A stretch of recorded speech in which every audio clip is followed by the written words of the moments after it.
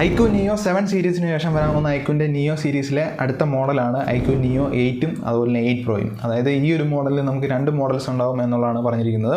ഇത് അടുത്ത മാസം ചൈനയിൽ ലോഞ്ച് ചെയ്യും എന്നുള്ളതാണ് ഇപ്പോൾ പറഞ്ഞിരിക്കുന്നത്. അതായത് നമ്മുടെ 8 Proനെ കുറിച്ചാണ് കംപ്ലീറ്റ് ആയിട്ടുള്ള ഡീറ്റെയിൽസും കാര്യങ്ങൾ അറിയാൻ കഴിഞ്ഞിരിക്കുന്നത്. ഇപ്പം നമുക്ക് റൂമറായിട്ട് അറിയാൻ കഴിഞ്ഞിരിക്കുന്ന ഡീറ്റെയിൽസ്. അപ്പം അതായിരിക്കും നമ്മൾ ഈ ഒരു വീഡിയോയിലൂടെ ഷെയർ ചെയ്യാൻ പോകുന്നത്. വിവോൻ്റെ സബ് ബ്രാൻഡാണല്ലോ നമ്മുടെ iQOO. അപ്പം iQOO വിവോ ആയിട്ട് മെർജ് ആവാൻ പോകുക എന്നുള്ളതാണ് ഇപ്പോൾ അറിഞ്ഞിരിക്കുന്നത്. അതിനെക്കുറിച്ച് ഡീറ്റെയിൽ ആയിട്ടുള്ള കാര്യങ്ങൾ നമുക്ക് അറിയാൻ കഴിഞ്ഞില്ല. അപ്പം ഏതായാലും നമുക്ക് ജസ്റ്റ് വെയിറ്റ് ചെയ്യാം. iQOOൻ്റെ ടിപ്പിക്കലായുള്ള ആ ഒരു ഡിസൈൻ പാറ്റേൺ തന്നെ ആയിരിക്കും. അതായത് നിയോ സീരീസിൽ വരുന്ന ആ ഒരു ടിപ്പിക്കലായുള്ള പാറ്റേൺ തന്നെ ആയിരിക്കും ഈ ഒരു മോഡലിലും വരുന്നത്. പ്ലാസ്റ്റിക് ബോഡി, പ്ലാസ്റ്റിക് ഫ്രെയിമും കാര്യങ്ങളും വരുന്നുണ്ട്.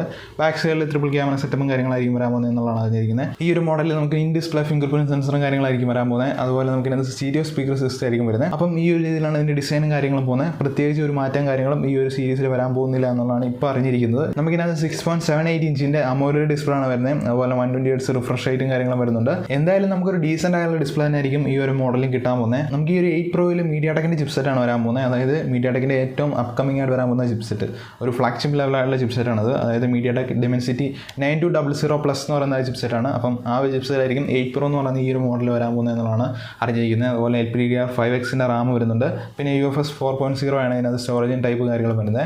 പിന്നെ ഈ ഒരു 8 Proയിൽ നമുക്ക് 16 GB വരെ റാമും കാര്യങ്ങളും അവൈലബിൾ ആണ്. പിന്നെ 256 GB സ്റ്റോറേജും കാര്യങ്ങളും നമുക്ക് വരുന്നുണ്ട്. അതായിരിക്കും ഏറ്റവും ഹൈ ലെവലായിട്ടുള്ള സ്റ്റോറേജ് വേരിയൻ്റ് എന്നുള്ളതാണ് ഇപ്പോൾ പറഞ്ഞിരിക്കുന്നത്. Android 13 ആയിരിക്കും ഔട്ട് ഓഫ് ദ ബോക്സ് കിട്ടുന്നത്. പിന്നെ ഇവരുടെ ലേറ്റസ്റ്റ് ആയിട്ടുള്ള FunTouch OS 13 ആയിരിക്കും ലേറ്റസ്റ്റ് ആയിട്ടുള്ള മോഡലും കാര്യങ്ങളും വരാൻ പോകുന്നത്. അപ്പം പെർഫോമൻസ് ആയിട്ട് നോക്കുന്ന സമയത്ത് പവർഫുൾ ആയിട്ടുള്ള ചിപ്സെറ്റാണ്. മീഡിയാടെക്കിൻ്റെ സൈഡിൽ നിന്ന് നോക്കുന്ന സമയത്ത് ഇതൊരു അപ്കമിംഗ് ആയിട്ടുള്ള ചിപ്സെറ്റും കാര്യങ്ങളാണ്. എന്തായാലും ഒരു ഫ്ലാഗ്ഷിപ്പ് ലെവലായിട്ടുള്ള പെർഫോമൻസും കാര്യങ്ങളും കിട്ടുന്നതായിരിക്കും ഈ ഒരു ചിപ്സെറ്റാണ് വരുന്നതെങ്കിൽ. വാനില എന്ന് പറയുന്ന ഒരു ഓപ്ഷനുകളുണ്ട്. അതായത് ഈ ഒരു മോഡലിൻ്റെ കളറിനെ ബേസ് ചെയ്തുള്ള ഒരു മോഡലാണത്. അപ്പോൾ ആ ഒരു മോഡൽ ചിപ്സെറ്റ് വേറെ ആയിരിക്കും എന്നുള്ളതാണ് ഇപ്പോൾ അറിഞ്ഞിരിക്കുന്നത്. അതായത് നമ്മുടെ Qualcomm Snapdragon 8+ Gen 1 ആയിരിക്കും വരാൻ പോകുന്നത് എന്നുള്ളതാണ് അറിഞ്ഞിരിക്കുന്നത്. അതും പവർഫുൾ ആയിട്ടുള്ള ഒരു ചിപ്സെറ്റാണ്. ഈ ഒരു വാനില വേരിയൻറ്റിലായിരിക്കും അത് വരുന്നത് എന്നുള്ളതാണ് പറഞ്ഞിരിക്കുന്നത്. അതിൻ്റെ കൂടുതൽ ഡീറ്റെയിൽസും കാര്യങ്ങളും അറിഞ്ഞിട്ടില്ല. പക്ഷേ ഈ ചിപ്സെറ്റിൽ ഒരു മാറ്റം ഉണ്ടാവും എന്നുള്ളതാണ് പറഞ്ഞിരിക്കുന്നത്. ട്രിപ്പിൾ ക്യാമറ സെറ്റപ്പാണ് ബാക്ക് സൈഡിൽ വരുന്നത്. അതിൽ OIS സപ്പോർട്ടായുള്ള 50 MP പ്രൈമറി ക്യാമറയാണ് മെയിൻ ലെൻസായിട്ട് വരുന്നത്. അതുപോലെ നമുക്കിനകത്ത് അൾട്രാ വൈഡ് ആംഗിൾ ലെൻസും അതുപോലെ ടെലിഫോട്ടോ ലെൻസുമാണ് വരുന്നത്. അപ്പം മാക്രോ ലെൻസിന് വരാം ഇവിടെ ടെലിഫോട്ടോ ലെൻസ് വരുന്നുണ്ട്. അതായാലും നല്ലൊരു കാര്യമായിട്ടാണ് എനിക്ക് തോന്നുന്നുണ്ട്. ഈ ഒരു ക്യാമറ സിസ്റ്റമാണ് ഈ ഒരു മോഡൽ വരുന്നതെങ്കിൽ. പിന്നെ ഏതായാലും നമുക്ക് ഈ ഒരു പവർഫുൾ ആയ ചിപ്സെറ്റ് അതുകൊണ്ട് തന്നെ 4K and 30 FPS വരെ വീഡിയോ ഷൂട്ട് ചെയ്യാനുള്ള ഓപ്ഷനും കാര്യങ്ങളും ഇതിൽ വരുന്നുണ്ടാവും. ഇതുവരെ മെൻഷൻ ചെയ്തിട്ടില്ല, ജസ്റ്റ് ഞാൻ പറഞ്ഞതേ ഉള്ളൂ.